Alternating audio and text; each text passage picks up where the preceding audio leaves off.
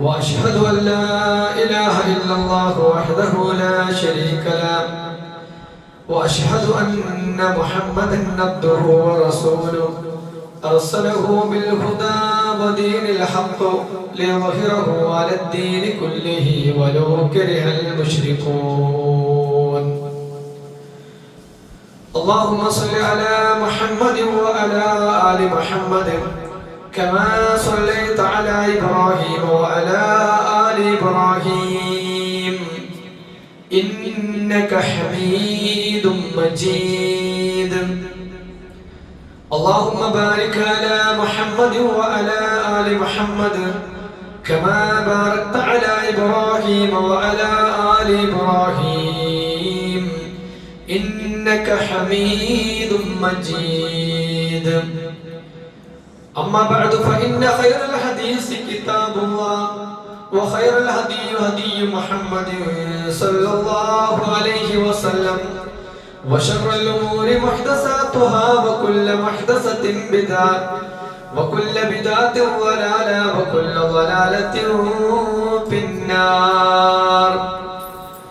أعوذ بالله من الشيطان الرجيم. بسم الله الرحمن الرحيم. يا أيها الذين آمنوا اتقوا الله حق تقاته ولا تموتن إلا وأنتم مسلمون. بسم الله الرحمن الرحيم. ما يفتح الله للناس من رحمة فلا ممسك لها وما يمسك فلا مرسل له من بعده وهو العزيز الحكيم. رب اشرح لي صدري ويسر لي أمري واحلل عقدة من لساني يفقهوا قولي. ബഹുമാന്യരായ സത്യവിശ്വാസികളെ വിശ്വാസികളെ, സർവ്വലോക രക്ഷിതാവായ റബ്ബ് സുബ്ഹാനഹു വ തആലയുടെ നിയമനിർദ്ദേശങ്ങൾ ജീവിതത്തിന്റെ രഹസ്യവും പരസ്യവുമായ എല്ലാ രംഗങ്ങളിലും കാത്തു സൂക്ഷിക്കണമേ എന്ന് എന്നോടെന്ന പോലെ നിങ്ങൾ ഓരോരുത്തരെയും ഉണർത്തുകയാണ്, അഥവാ വസിയത്ത് ചെയ്യുകയാണ്. വിശുദ്ധ ദീനുൽ ഇസ്ലാമിലെ അടിസ്ഥാനപരമായ ഒരു വിഷയത്തെ നമ്മൾ ഇങ്ങനെ ചർച്ച ചെയ്ത് ഇന്ന് പൂർത്തീകരിക്കുകയാണ്. ആ പൂർത്തീകരണത്തിന് ഭാഗമെന്നോണം ഇന്നലെ ഉണ്ടായ ഒരു സംഭവം, പെരുന്നാൾ ദിവസം ഒരാളെ കണ്ടപ്പോ എന്തൊക്കെയുണ്ട് വിശേഷങ്ങൾ എന്ന് ചോദിച്ചപ്പോ അദ്ദേഹം പറഞ്ഞ മറുപടി എന്തുണ്ടായിട്ടെന്താ, മനസ്സിന് ഒരു സമാധാനവുമില്ല. ഇത് പലരുടെയും നിരന്തരമായ പരിഭവമാണ്. എന്തുകൊണ്ട്?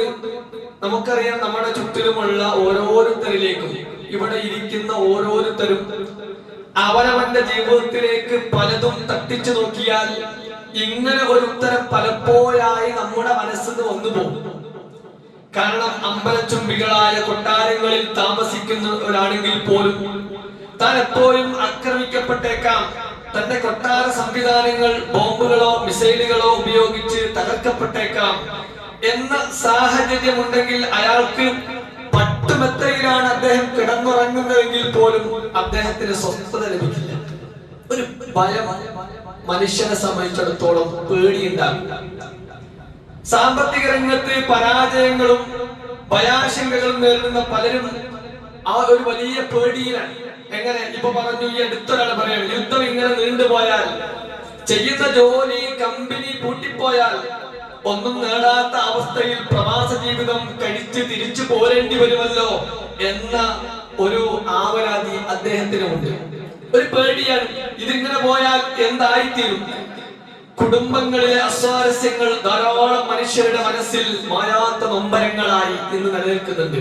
നോക്കൂ, തന്റെ ചോരയിൽ പിറന്ന മക്കൾ സോഷ്യൽ മീഡിയയുടെ ചതിക്കുഴികളിലോ ലഹരിയുമായി ബന്ധപ്പെട്ട കാര്യങ്ങളിലോ അകപ്പെടുമോ എന്ന ഭയത്താൽ ഓരോ ദിവസവും ഹൃദയവേദനയോട് കൂടി കടിഞ്ഞുകൂടുന്ന എത്രയോ മാതാപിതാക്കളുണ്ട്. അങ്ങനെ ഓരോ കാരണങ്ങൾ എടുത്ത് പരിശോധിച്ചു നോക്കിയാൽ ഓരോരുത്തരും ഭയപ്പാടിലാണ്.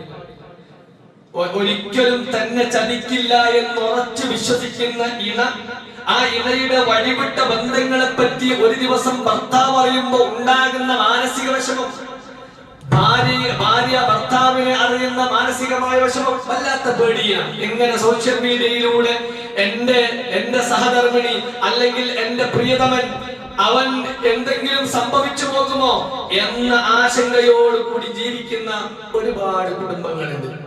അതുപോലെ തനിക്ക് പിടിപെട്ടിരിക്കുന്ന ഈ രോഗം ഇനി മാറില്ലേ?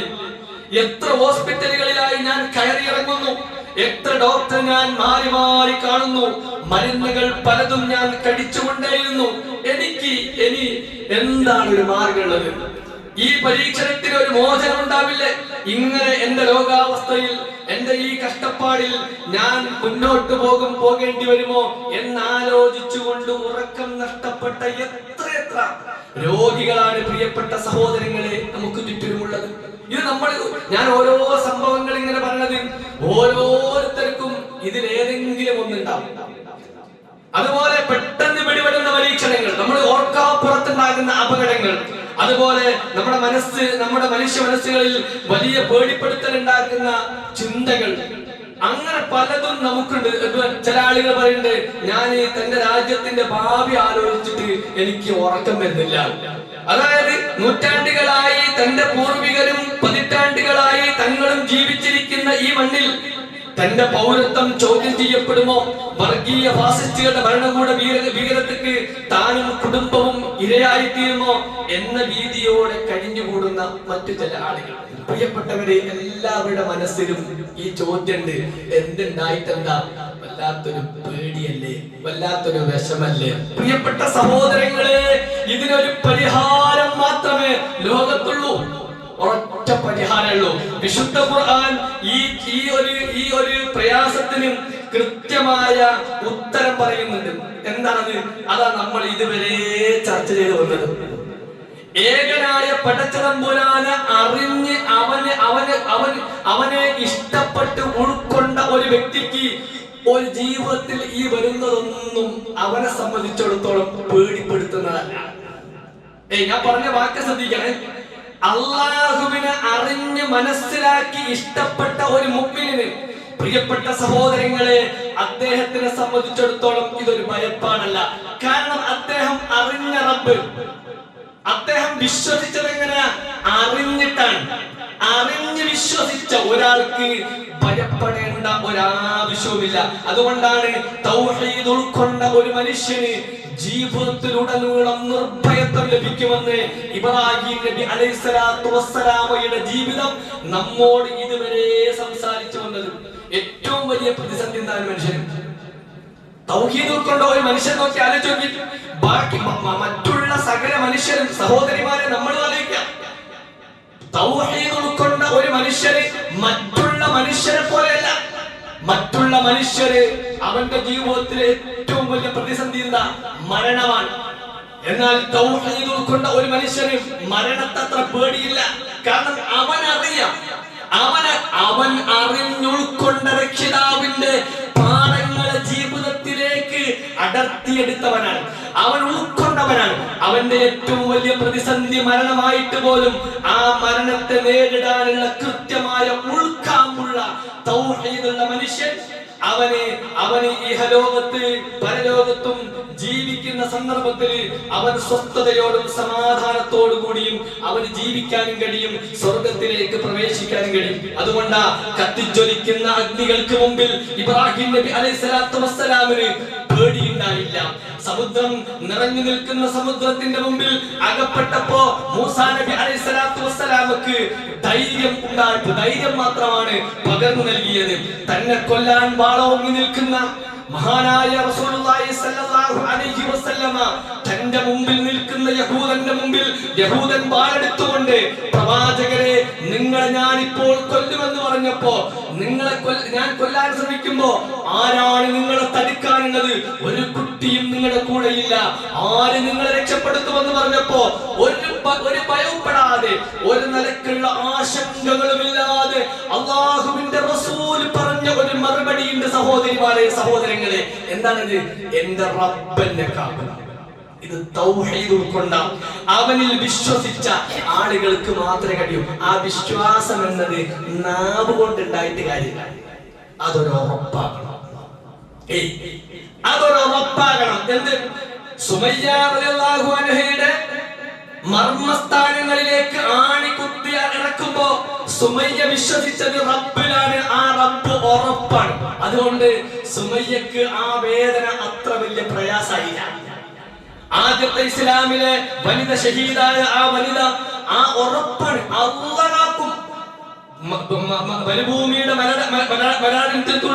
മരുഭൂമിയിലെ ആ മണലിലൂടെ ബിലാലിനെ വലിച്ചേക്കുമ്പോ ആ ബിലാൽ ഉൾക്കൊണ്ടത് വിശ്വാസത്തിനപ്പുറം ഉറപ്പുണ്ട്. എന്റെ രക്ഷിതാവ് അത് കാണും. അതുകൊണ്ട് അഹദ് എന്ന് പറയാൻ ആ പ്രതിസന്ധികൾക്കിടയിലും ഞാൻ ഇങ്ങനെ, എനിക്ക് എന്തുകൊണ്ടാണ് ഇങ്ങനൊക്കെ ഉണ്ടെങ്കിലും ഈ ഒരു പ്രയാസമില്ലേ എന്ന ചിന്ത പോലുമില്ല. എന്താ? അത് ഉറപ്പാണ്. അല്ലാഹ് കാണും. അതുകൊണ്ട് കഴുകുമരത്തിലേക്ക് കൂട്ടിക്കൊണ്ടു പോകുമ്പോ ഖുബൈബ് പാടിയില്ലേ? വലസ്തു ഉബാലിൻ ഹീന ഉഖ്താൽ മുസ്ലിമ അലാ അയ്യി ജംബിൻ കാന ഫില്ലാഹി മസ്റഈ. കൃത്യമായി ഖുബൈബ് പാടി. എനിക്കൊരു പ്രശ്നമില്ല, നിങ്ങൾ എന്നെ കൊണ്ടുപോയി കഴുകുമരത്തിൽ ആണ്ടി അടിച്ച് തറച്ച് എന്റെ ഓരോ അവയവങ്ങളെ നിങ്ങൾ ഇങ്ങനെ വെട്ടി താഴേക്ക് വിടുമ്പോഴും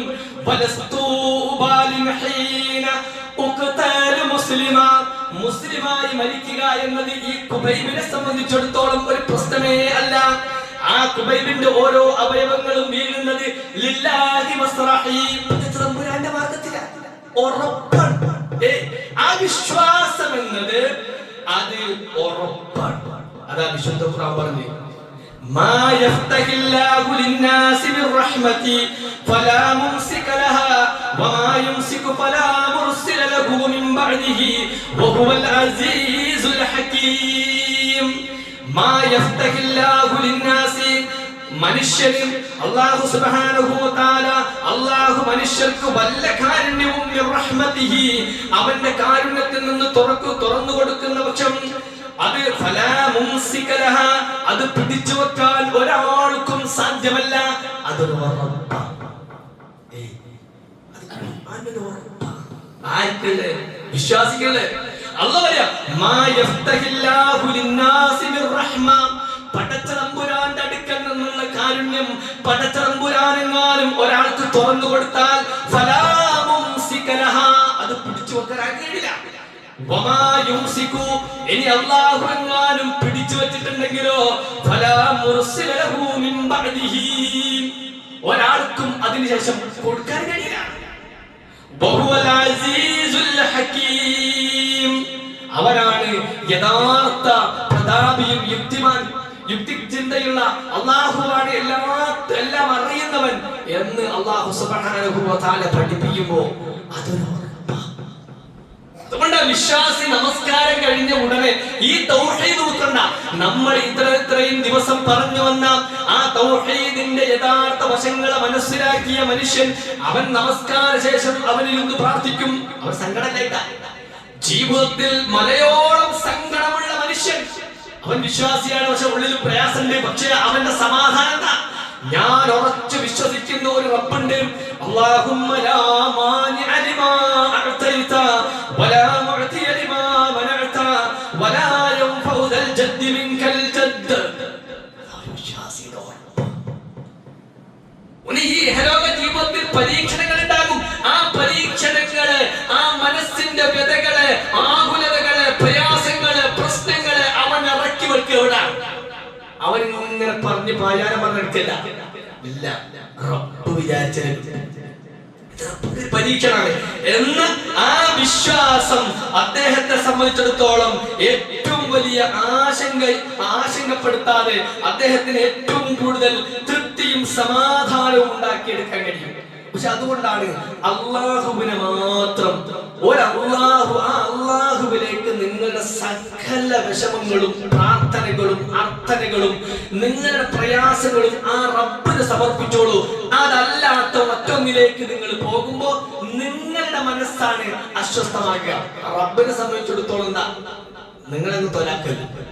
കാരണം അള്ളാഹ്ക്ക് ഏറ്റവും വെറുക്കപ്പെട്ടതാണ്.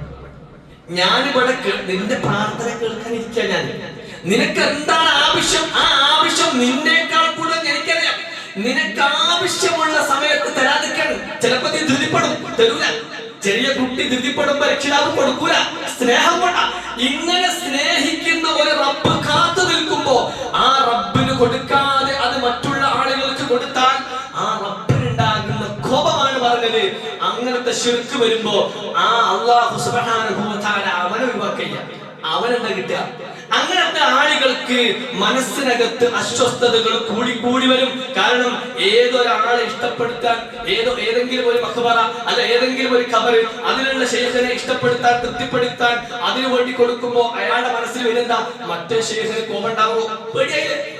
പിന്നെ സ്വസ്ഥത ഉണ്ടോ? അതുകൊണ്ടാണ് യൂസുഫ് നബി അലൈഹിസ്സലാത്തു വസ്സലാം ആ ജയിലിൽ കിടക്കുന്ന ആളുകളോട് യൂസുഫ് നബി അലൈഹിസ്സലാത്തു വസ്സലാം ആദ്യമായി സംസാരിക്കുമ്പോ ഞാൻ നിങ്ങൾക്ക് തഅ്ബീൽ നിങ്ങൾ കണ്ട സ്വപ്നത്തിന്റെ വ്യാഖ്യാനം പറഞ്ഞുതരാം. പക്ഷെ അതിനു മുമ്പ് നിങ്ങളുടെ മനസ്സിന് സ്വസ്ഥമാകാൻ ഒരു കാര്യം നിങ്ങൾ അറിയണം. യാ സാഹിബസ് സിജ്നി അർബാബും മുതഫർരിഖൂന ഖൈറുൻ അമില്ലാഹി വാഹിദുൽ ഖഹാർ. ഓക്കേ, മനസ്സിന് ശാന്തമാണ്. എല്ലാ കാര്യങ്ങളും നടക്കണമെങ്കിലും മനസ്സൊന്ന് സ്വസ്ഥാകണം. കുടുംബത്തിൽ വരെ ഒരു സന്തോഷത്തോടെ നിൽക്കണമെങ്കിൽ ഒരാളിങ്ങനെ ഹീറ്റാകുക, ഒരാളിങ്ങനെ ഡിന്നറാകുക, ആ കുടുംബത്തിൽ സന്തോഷം ഉണ്ടാവും. സന്തോഷം ഉണ്ടാകണം എങ്കിൽ ഇതാണ് ആദ്യം വേണ്ടത്. യൂസുഫ് നബി അലൈഹിസ്സലാത്തു വസ്സലാം പറയാണ്, യാ സാഹിബസ് സിജ്നി, ഈ ജയിലിൽ കിടക്കുന്ന കൂട്ടുകാരെ, അർബാബും മുതഫർരിഖൂന ഖൈറുൻ അമില്ലാഹി വാഹിദുൽ ഖഹാർ. നിങ്ങൾക്ക് വ്യത്യസ്തങ്ങളായ റബ്ബുകളാണോ നിങ്ങൾക്ക് ഉത്തമം? അതല്ല എല്ലാത്തിനും കഴിയുന്ന ഒരു റബ്ബാണോ നിങ്ങൾക്ക് ഉത്തമം? ഒന്ന് മതി. എല്ലാം കൂടി ഉണ്ടാകുമ്പോ അതെന്ത് ചെയ്യും? അവനെ സംബന്ധിച്ചിടത്തോളം അത് ഒരു അസ്വസ്ഥത ഉണ്ടാകും. അതുകൊണ്ട് ആ പ്രവാചകന്മാരൊക്കെ ഏത് നാട്ടിലേക്ക് വന്നോ ആദ്യം എന്ത് പറഞ്ഞു? ഇത് കിട്ടിക്കഴിഞ്ഞാൽ ആ മനുഷ്യനെ സംബന്ധിച്ചിടത്തോളം പിന്നെ പേടില്ല. പിന്നെ അള്ളാഹ് കൊടുക്കും. പിന്നെ അള്ളാഹുവിൽ അവൻ തവക്കുൽ ചെയ്യും. അവൻ സ്വസ്ഥമായി ജീവിച്ചു പോകും. അതുകൊണ്ട് ആ പ്രവാചകന്മാരെ പറ്റി പറഞ്ഞല്ലോ, വമാ അർസൽനാ മിൻ ഖബലിക മിൻ റസൂലിൻ ഇല്ലാ നൂഹി ഇലൈഹി അന്നഹു ലാ ഇലാഹ ഇല്ലാ അന ഫഅ്ബുദൂൻ. ഒരു പ്രവാചകനെയും നിനക്ക് മുമ്പ് ഒരു പ്രവാചകനെയും നാം അയച്ചിട്ടില്ല അദ്ദേഹത്തിലേക്ക് വഹി കൊടുത്തിട്ടല്ലാതെ. എന്താണ് വഹി?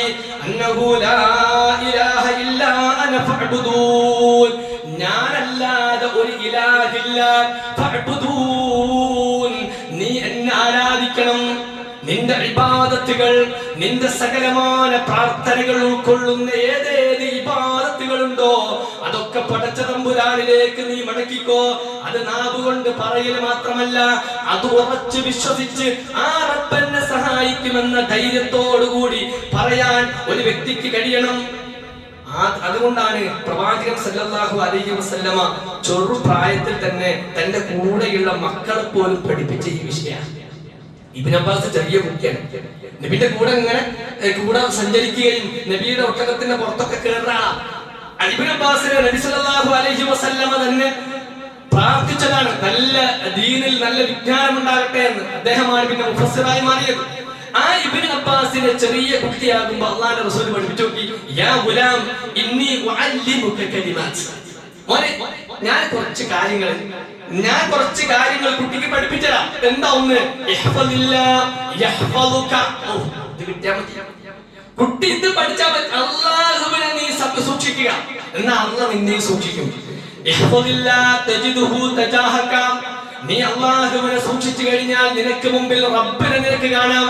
എന്തൊരു കാര്യത്തിലും റബ്ബിന്റെ ഒരു തൗഫീഖ് ഉണ്ടാവും. അങ്ങനെ നിനക്ക് വിശ്വസിക്കാനും സമാധാനപ്പെടാൻ കഴിയും. ഇദാ സഅൽത ഫസ്അലില്ലാ, നീ എന്തെങ്കിലും ചോദിക്കുകയാണെങ്കിൽ പടച്ചതമ്പുരാനോട് ചോദിക്കുക. വഇദസ്തഅൻത ഫസ്തഇൻ ബില്ലാ, നീ ഇസ്തിഗാസ തേടുകയാണെങ്കിൽ അല്ലാഹുവിനോട് ഇസ്തിഗാസ തേടുക. ഫഅലം, എന്നിട്ട് മോനെ ഓർത്തോ. നോക്കി, ലോകത്തിന്റെ കാരുണ്യമായി കടന്നു വന്ന നബിയുനാ മുഹമ്മദ് മുസ്തഫ സല്ലല്ലാഹു അലൈഹി വസല്ലം പറഞ്ഞു കൊടുക്കാണ്, ആ കുട്ടിക്ക് പറഞ്ഞു കൊടുക്കാണ്, നീ അറിയണം, അന്നൽ ഉമ്മ, ഒരു സമൂഹം, ലൗ ഇജ്തമഅത്, അവരെല്ലാവരും ഒരുമിച്ച് കൂടി, അലാ അൻയൻഫഊക ബിശൈഇൻ, കുട്ടിക്ക് ഒരു നന്മ ഉണ്ടാകണം എന്ന് ആഗ്രഹിച്ചുകൊണ്ട്, ലൻ യൻഫഊക ഇല്ലാ ബിശൈഇൻ ഖദ് കതബല്ലാഹു ലക, പക്ഷേ അവർക്കാർക്കും അതിന് സാധിക്കുകയില്ല, അല്ലാഹു അവന്റെ കിതാബിൽ എഴുതി വെച്ചിട്ടല്ലാതെ. കൂടി മോനെ എനിക്ക് എന്തെങ്കിലും തരണം എന്നല്ല, എന്തെങ്കിലും ആക്കണം എന്ന് വിചാരിച്ച് അവരെന്തെങ്കിലുമൊക്കെ തന്ത്രം മെലിഞ്ഞുകൊണ്ട് നിനക്ക് എന്തുണ്ടാക്കി തന്നാലും റബ്ബ് കണക്കാക്കിയിട്ടില്ലെങ്കിൽ ആ സമൂഹം മൊത്തം കൂടിയിരുന്നാലും കുട്ടിക്ക് അത് കിട്ടൂല. എന്നിട്ട് റസൂൽ പറഞ്ഞെടുക്കുക, വലൗ ഇജ്തമഉ അലാ അൻ യദുറൂക ബിശൈഇൻ, ഇനി കുട്ടിക്ക് ഒരു ഉപദ്രവം വരുത്താൻ ആ നാട്ടിലുള്ള ആളുകൾ മുഴുവനും കിണഞ്ഞു പരിശ്രമിച്ചു, പല നിയമങ്ങളും ഉണ്ടാക്കി, ഒരു ഭരണകൂടം തന്നെ ഒരു നാട്ടിലെ മുഅ്മിനിനെ പുറത്താക്കാൻ വേണ്ടി എന്തൊക്കെയോ ആസൂത്രണങ്ങൾ ചെയ്ത് മുന്നോട്ട് പോയി. എന്നാൽ അല്ലാഹു സുബ്ഹാനഹു വ തആല നിനക്കത് ഉണ്ടാവില്ല, നിനക്ക് അങ്ങനെ ഒരു പ്രയാസം ഉണ്ടാവില്ല എന്ന് എഴുതി വെച്ചിട്ടുണ്ടെങ്കിൽ അവർക്കാർക്കും നിന്നെ പ്രയാസപ്പെടുത്താൻ സാധ്യമല്ല. ലം യദുറൂക ഇല്ലാ ബിശൈഇൻ ഖദ് കതബല്ലാഹു അലൈക, അല്ലാഹു കണക്കാക്കിയിട്ടുണ്ടെങ്കിൽ കുട്ടി അനക്കത് ഉണ്ടാവും. ഇതൊരു ഉറപ്പല്ലേ, ഇതൊരു മനുഷ്യന്, ഇതൊരു കുട്ടിക്ക്, ഇത് നമ്മുടെ സഹോദരിക്ക്, ഇത് നമ്മുടെ വീട്ടിലെ ആൾക്കുണ്ടെങ്കിൽ, പ്രിയപ്പെട്ടവരെ, നമ്മുടെ വീട്ടിൽ പിന്നെ അസ്വസ്ഥതല്ല. നേരത്തെ പറഞ്ഞ അവിഹിത ബന്ധങ്ങളില്ല. കാരണം എന്റെ ഭർത്താവ് കണ്ടിട്ടില്ലെങ്കിലും, എന്റെ മക്കൾ അറിഞ്ഞിട്ടില്ലെങ്കിലും, എന്റെ ഉമ്മയും അപ്പയും അറിഞ്ഞിട്ടില്ലെങ്കിലും ഇത് കാണുന്ന ഒരു റബ്ബുണ്ട്. ഞാൻ സ്കൂളിലേക്ക് പോകുമ്പോ, ഞാൻ ക്യാമ്പസിലേക്ക് പോകുമ്പോ, എന്റെ ക്യാമ്പസിൽ എന്റെ ഉപ്പ എന്റെ കൂടെയില്ല, നാട്ടുകാരും അറിയുന്നതുമില്ല, വിദേശത്താണ് അല്ലെങ്കിൽ നമ്മുടെ അന്യ സംസ്ഥാനത്താണ്, അവിടെ എന്റെ ഉപ്പ അറിയുന്ന ആരുമില്ല, അതുകൊണ്ട് എനിക്കെന്തുമാവാം എന്നിടത്തേക്ക് അവന്റെ മനസ്സെത്തുമ്പോ ഉറച്ച വിശ്വാസമുള്ള ഒരു വിശ്വാസി എത്തുന്നത്, വിശ്വാസിനി എത്തുന്നത് എങ്ങനെയാ? അവൻ പറയാണ്, ഇല്ല അവരാരും കണ്ടിട്ടില്ലെങ്കിലും ഇന്ന റബ്ബക ലബിൽ മിർസാദ്, എന്റെ റബ്ബ് പതിയിരുന്ന് തന്നെ നിരീക്ഷിക്കുന്നുണ്ട്. മാ യൽഫിദു മിൻ ഖൗലിൻ ഇല്ലാ ലദൈഹി റഖീബുൻ അതീദ്, രണ്ടാളുകൾ രേഖപ്പെടുത്തിയിട്ടല്ലാതെ, അവരുടെ നിരീക്ഷണത്തിലല്ലാതെ എനിക്കൊന്നും സംസാരിക്കാൻ കഴിയില്ല. ഞാൻ കൃത്യമായ നിരീക്ഷണത്തിലാണ്. ഞാൻ വിശ്വസിക്കുന്ന റബ്ബെന്നെ കാണുന്നവനാണ്, എന്നെ അറിയുന്നവനാ, ഞാൻ എന്നോട്ട് ചോദിച്ചാൽ കേൾക്കുന്നവനാ, ഏത് ഭാഷയും പ്രശ്നമില്ലാത്തവനാ, അവൻ മയക്കമോ ഉറക്കമോ ഇല്ലാത്തവനാ, അവനെല്ലാം അറിയുന്നവനാ എന്ന ബോധ്യത്തിലേക്ക് പ്രിയപ്പെട്ട സഹോദരിമാരെ, സഹോദരങ്ങളെ, നമ്മുടെ കുടുംബം എത്തിയാൽ ആ കുടുംബത്തിന്റെ അതരങ്ങളിലൂടെ പുറത്തു വരുന്ന ഒരു വാക്കാണ് അല്ലാഹു അക്ബർ. വലിതുകബ്ബിറുല്ലാഹ അലാ മാ ഹദാകും. ഇന്നലെ നമ്മൾ ഇന്നും അതുപോലെ ഈ അയ്യാമത്തെ ശരീക്കിന്റെ ദിവസങ്ങളിലൊക്കെ തക്ബീർ മുഴക്കുന്നത് എന്തിനാ? ഇത്രയും വലിയ ഒരു അനുഗ്രഹം കിട്ടി. ലോകത്ത് സമാധാനം കിട്ടാതെ പിന്നെ അതിന് ലക്ഷങ്ങളും കോടികളും മുടക്കുന്ന ആളുകളിൽ നിന്ന് വ്യതിരിക്തരായി അല്ലാഹു എന്ന് പറയുന്ന ഈ ഒരു റബ്ബിലുള്ള വിശ്വാസം വഴി നമുക്ക് കിട്ടുന്ന സമാധാനം, ഹിദായത്ത്, ആ ഹിദായത്തിന്റെ നന്ദി പ്രകടനമാണ്. വലിതുകബ്ബിറുല്ലാഹ അലാ മാ ഹദാകും. തക്ബീറല്ലോ നിങ്ങൾക്ക് കിട്ടിയ ഹിദായത്തിന്റെ പേരിൽ എന്നത് കൊണ്ടാണ് പ്രിയപ്പെട്ടവരെ നമ്മൾ അല്ലാഹു അക്ബർ അല്ലാഹു അക്ബർ അല്ലാഹു അക്ബർ എന്ന് പറഞ്ഞുകൊണ്ടിരിക്കുന്നത്. അല്ലാഹു സുബ്ഹാനഹു വ തആല അത്തരം ആളുകളിൽ നമ്മെ എല്ലാം ഉൾപ്പെടുത്തി അനുഗ്രഹിക്കുമാറാകട്ടെ.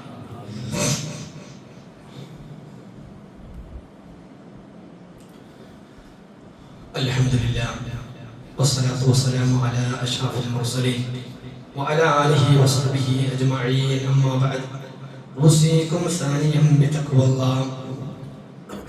സ്നേഹം നിറഞ്ഞ സത്യവിശ്വാസിനികളെ, വിശ്വാസികളെ, അള്ളാഹുവിനെ സൂക്ഷിച്ചുകൊണ്ട് ജീവിക്കണമേ എന്ന് എന്നോടെന്ന പോലെ നിങ്ങൾ ഓരോരുത്തരെയും ഒരിക്കൽ കൂടി ഉണർത്തുകയാണ്, അഥവാ വസിയത്ത് ചെയ്യുകയാണ്. പരിശുദ്ധമായ ദുൽഹിജ്ജ മാസത്തിൽ ആണ് നമ്മളുള്ളത്. ഹാജിമാർ ഹജ്ജ് കർമ്മത്തിന്റെ അവസാന കർമ്മങ്ങളിലേക്ക് നീങ്ങിക്കൊണ്ടിരിക്കുകയാണ്. ഈ സന്ദർഭത്തിലും പ്രാർത്ഥനയ്ക്ക് വലിയ പ്രസക്തിയുണ്ട്. അല്ലാഹു സുബ്ഹാനഹു വ തആല ഹജ്ജ് കഴിഞ്ഞ് മടങ്ങുന്ന ആളുകളോട് പറഞ്ഞെന്താ, ഫഇദാ ഖളയതും മനാസികകും, നിങ്ങൾ ഹജ്ജിന്റെ കർമ്മങ്ങൾ പൂർത്തിയാക്കി കഴിഞ്ഞാൽ ഫദ്കുറുല്ലാഹ, അല്ലാഹനെ ഓർക്കണേ. കഴിഞ്ഞ രാജ്യ കെട്ടിപ്പൂട്ടി പോലല്ല, നിങ്ങൾ അല്ലാഹുവിനെ വീണ്ടും ഓർക്കുക. നിങ്ങളുടെ വാപ്പമാരെ നിങ്ങൾ ഓർക്കുന്നതിനേക്കാൾ ശക്തമായി അല്ലാഹുവിനെ ഓർക്കുക. എന്നാൽ ചില ആളുകളുണ്ട്, ആ ഹജ്ജിന്റെ സമയത്തൊക്കെ അല്ലാഹുവിനെ ഇങ്ങനെ ഓർമ്മ വരും. ആ സമയത്ത് പോലും ചില ആളുകൾ പ്രാർത്ഥിക്കും, അല്ലാഹുവേ എനിക്ക് ദുനിയാവിൽ ഏറ്റവും ഖൈർ ഹസനത്ത് നൽകണേ. എന്നാൽ അങ്ങനെയുള്ള ആളുകൾക്ക്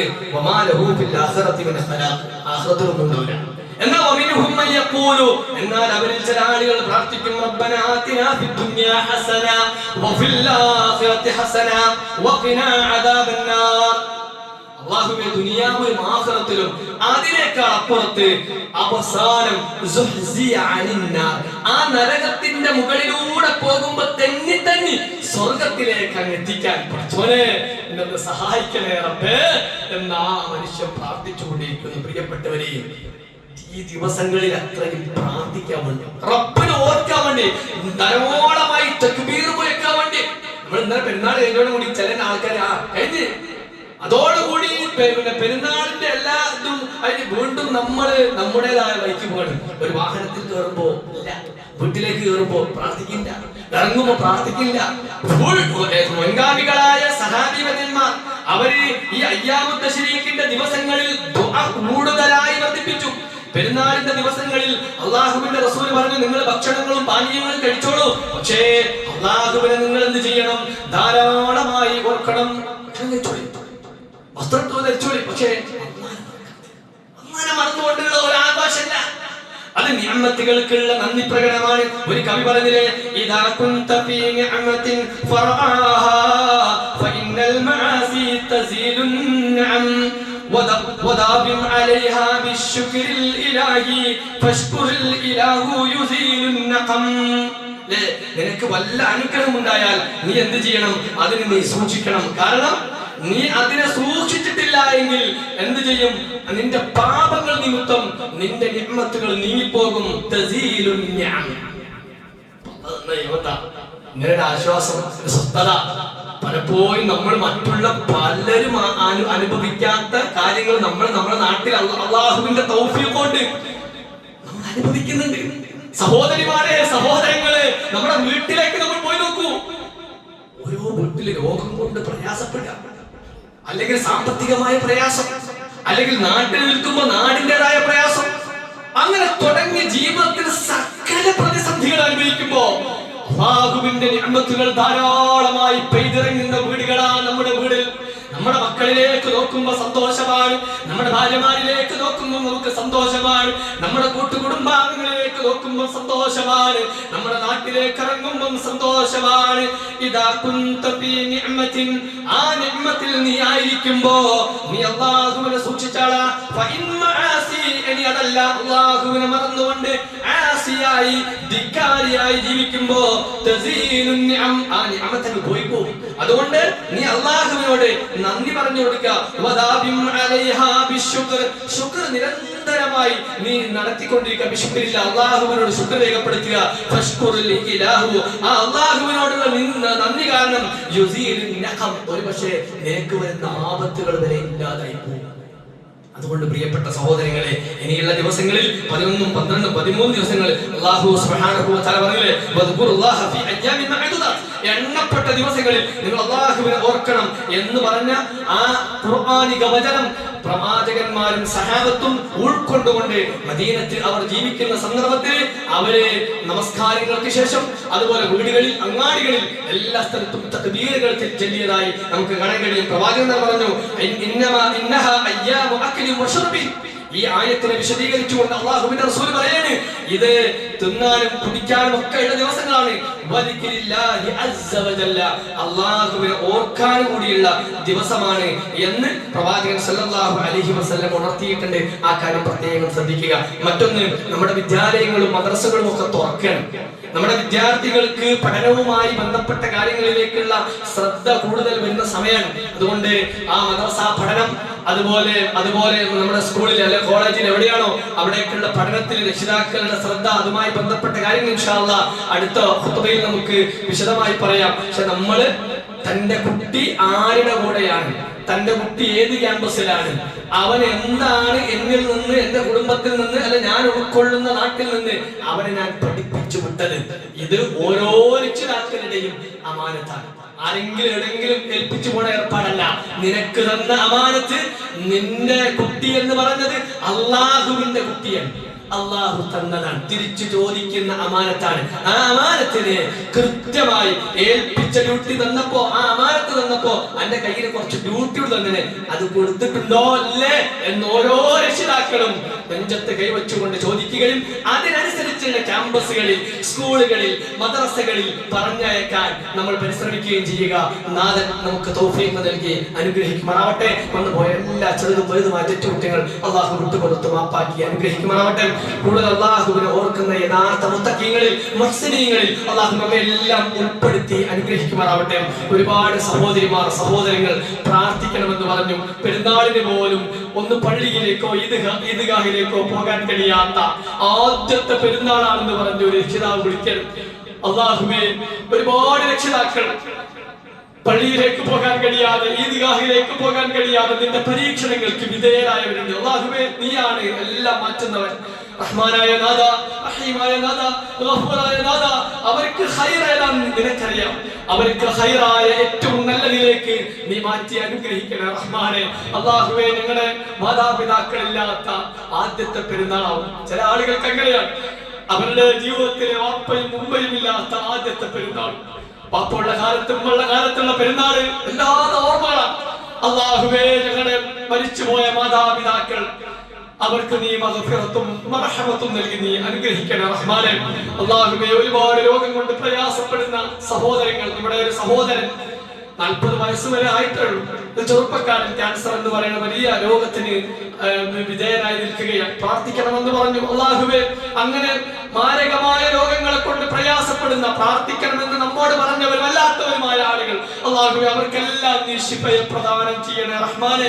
അവരുടെ കുടുംബത്തിന് ക്ഷമിക്കാനുള്ള കഴിവിനെ നീ വർദ്ധിപ്പിച്ചു കൊടുക്കണേ റഹ്മാനെ. അല്ലാഹുവേ, ഞങ്ങളുടെ മക്കളിലൂടെ, ഞങ്ങളുടെ ഭാര്യമാരിലൂടെ, ഞങ്ങളുടെ ഭർത്താക്കന്മാരിലൂടെ, ഞങ്ങളുടെ കൂട്ടുകുടുംബാംഗങ്ങളിലൂടെ, ആദർശ ബന്ധുക്കളിലൂടെ എല്ലാം ഞങ്ങൾക്ക് നീ കണ്ണുകൾ വർഷിപ്പിച്ച് അനുഗ്രഹിക്കണേ റഹ്മാനെ. അല്ലാഹുവേ, ഞങ്ങളുടെ കച്ചവടത്തിൽ, ഞങ്ങളുടെ ബിസിനസ്സിലെ ഏർപ്പാടുകളിൽ, ഞങ്ങളുടെ നല്ല തൊഴിലുകളിൽ എല്ലാത്തിനും അല്ലാഹുവേ ബർക്കത്തിനെ, റഹ്മത്തിനെ പ്രദാനം ചെയ്യണേ റഹ്മാനെ. അല്ലാഹുവേ, വിദേശത്ത് കഴിയുന്ന ഞങ്ങളുടെ സഹോദരങ്ങൾ, അവരുടെ കുടുംബങ്ങൾ, അവർക്കെല്ലാം ഖൈറും ബർക്കത്തും നൽകി നീ അനുഗ്രഹിക്കണേ റഹ്മാനെ. അല്ലാഹുവേ, ഞങ്ങൾ ചെയ്ത ഒരുപാട് നല്ല നല്ല കർമ്മങ്ങളുണ്ട്. ഈ ദിവസങ്ങളിൽ നിങ്ങൾ ചെയ്ത ഒരുപാട് നല്ല നല്ല ആരാധനാ കർമ്മങ്ങൾ, സ്വാലിഹാത്തായ കർമ്മങ്ങൾ അല്ലാഹുവേ, അതെല്ലാം ഞങ്ങളിൽ നിന്ന് സ്വീകരിച്ച് അനുഗ്രഹിക്കണേ റഹ്മാനെ. അല്ലാഹുവേ, നിന്റെ മാർഗത്തിൽ ബലിയർക്കുന്ന ഓരോന്നും അല്ലാഹുവേ നാട്ടിലുള്ള പ്രീതിക്ക് വേണ്ടിയല്ല, നാട്ടിലുള്ള പൊലിമക്ക് വേണ്ടിയല്ല റബ്ബേ, നിന്റെ പ്രതിഫലം മാത്രം ആഗ്രഹിച്ചിട്ട് അല്ലാഹുവേ അത് ഞങ്ങളിൽ നിന്ന് നീ സ്വീകരിച്ച് അനുഗ്രഹിക്കണേ റഹ്മാനെ. അല്ലാഹുമ്മ ഗ്ഫിർ ലിൽ മുഅ്മിനീന വൽ മുഅ്മിനാത്ത് വൽ മുസ്ലിമീന വൽ മുസ്ലിമാത്ത് അൽ അഹ്യാഇ منهم والأموات إنك مجيب الدعوات ويا قاضي الحاجات. اللهم أجرنا من النار، اللهم أجرنا من النار، اللهم أجرنا من النار. ربنا آتنا في الدنيا حسنة وفي الآخرة حسنة وقنا عذاب النار. ربنا هب لنا من أزواجنا وذرياتنا قرة أعين واجعلنا للمتقين إماما. ربنا اصرف عنا عذاب جهنم إن عذابها كان غراما إنها ساءت مستقرا ومقاما. ربنا تقبل منا، ربنا تقبل منا، ربنا تقبل منا إنك أنت السميع العليم وتب علينا إنك أنت التواب الرحيم. آمين آمين برحمتك يا أرحم الراحمين. أستغفر الله لي ولكم.